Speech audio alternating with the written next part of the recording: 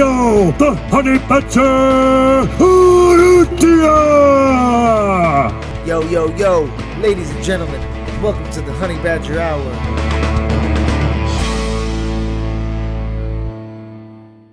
Yo, ladies and gentlemen, welcome back to another episode of the Honey Badger Hour. You know what it is. It's your boy, the Badger, and we are back. Thank you guys for tuning in, and don't forget to like and subscribe on the little notification bell below to keep you up to date whenever we drop new episodes, breakdowns, reaction videos, and podcasts. Thank you guys for tuning in. Appreciate the love. Appreciate the support as always. I hope you appreciated our last video. Okay, breaking down Umar Nurmagomedov taking on the machine, the current bantamweight champion, Merab Dvalishvili. All right, guys. But on another note, this 311 card gets more and more stacked. Before we get into our two co-headliner title fights, we got a 205-pound banger in the books. We got Jiri Prochazka taking on Jamal Hill. We got the Samurai versus the Thug coming at you live in full effect. This is going to be an exciting match. Both opponents right now, both fighters currently coming off of knockout losses to Alex Pereira, Jamal Hill. Okay, let's see here. Let's check out what my man. Oh, we got him right here. We got you right here, big dog. Jamal Hill. All right, man. Very impressive record by Jamal Hill. Okay, he's only got a couple losses. All right, he's only got 2 losses in the UFC. He lost to Paul Craig by injury. All right, and he lost to Alex Pereira by KO. So Jamal Hill, very cocky, very brash, very in your face, okay? Kind of like, had a lot of bravado, right? He ain't ashamed to tell you exactly who he is. Jamal Hill, all right, stands on his own 2 feet. He's got a big mouth, and he backs it up, all right? As far as he knows, he was the baddest dude on the planet until he came across Alex Pereira. There wasn't a man that can beat him inside the octagon. So a lot of confidence coming from Jamal Hill, all right?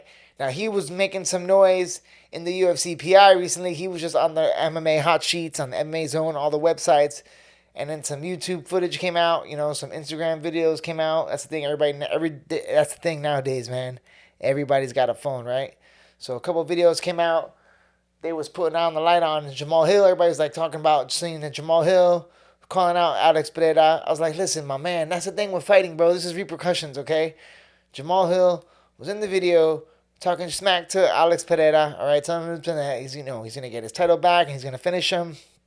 And then, bro, you talked to the wrong guy, man. Botan's like, bro, you want to fight?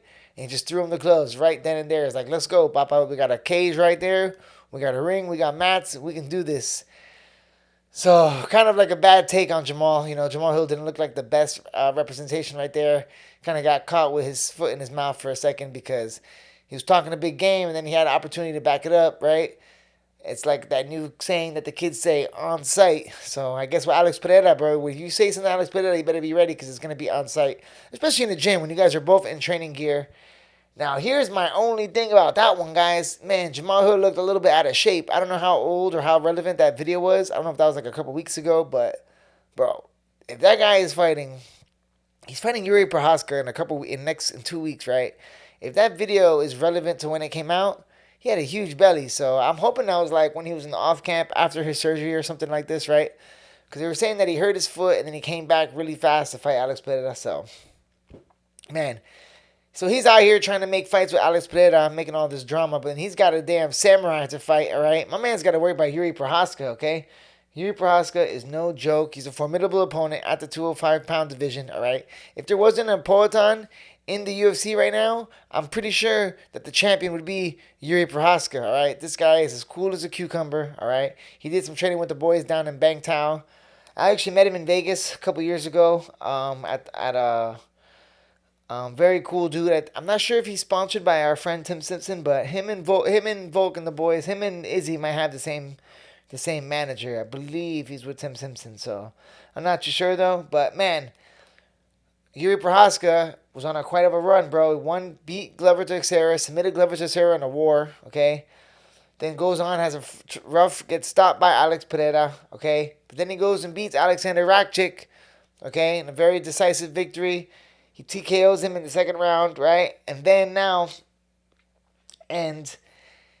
he takes a short notice fight against Alex Pereira. I don't know if they both took that fight on short notice. So, man, Yuri's had a rough run. If there wasn't no Alex Pereira in the 205-pound division, he might as well be champion right now. So, tough run for Jiri Prochazka. What do you guys think? I want to say that I want to give the benefit to Yuri. I just hate the way he fights with his hands down. He's always with his hands down, chin down, wild style. And I guess it's great because it can help him open up all those amazing shots. But I just wish you put your hands up a little bit more, I feel like that would solve so many of the problems that you have if you could just keep your hands up a little bit, right? So, but Jiri Prochazka, a really samurai, and he was talking about retiring after his loss to Alex Pereira.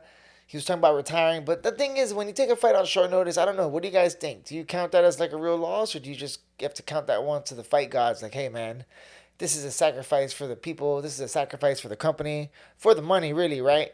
And you don't really count that as a true fight on your record, or how does that work? Because that's the best thing about MMA, and I always say this. It's like always a recurring topic on this podcast whenever we're chatting, right? Man, MMA is such a crazy sport that Jiri Prochazka can lose to Alex Pereira twice in a year, and then after go on a 3-fight winning streak and still become a world champion and one of the greatest fighters to ever do it. So the best thing about MMA is that it's never over until it's over, right? Even Jamal Hill. Jamal Hill right now is not making might not be like the most popular guy with the fans right now. A lot of people might be not like how he's coming off at the mouth. He is talking a lot, but he's just trying to stay relevant. I see he's doing his thing with the YouTube. He gets it. He knows what's going on. And what sucks about Jamal is he got his worst injury that took him out of the title contention or took him out of the title picture because of an injury playing basketball, So that's what's crazy. What a fragile life we live, huh? My man gets hurt playing basketball, ends up getting derailed. A bunch of other guys are fighting for his vacant title. So, interesting situation there. Alex Pereira is the champ in his division. Then we got Jiri Prochazka. What happens if Jamal Hill wins? Do you guys think that warrants him a rematch? Jamal Hill, if he can go out there and knock out Jiri Prochazka in the first or second round, and he's like, and then we run it back with Alex Pereira. I remember Joe Rogan. Remember that he had that controversy with the fight where they were saying that Alex Pereira, Herb Dean stopped the fight for a second, and then Alex Pereira said keep going, but he was able to close the distance. And then Joe Rogan and I don't know if Jamal Hill and Joe Rogan were kind of talking about it, where Joe Rogan was like, oh man, that gave him distance to get close. So I don't know. In a fight, at the end of the day, guys, you got to be able to be on. That's one of the things about the game, right? That's why it's such a crazy sport. Because you got to be on top of yourself. You got to watch out for your opponent. And you also got to not let the outside factors play in. Whether something happens with the crowd, with the audience, the referees trying to screw you, the judges' scorecards.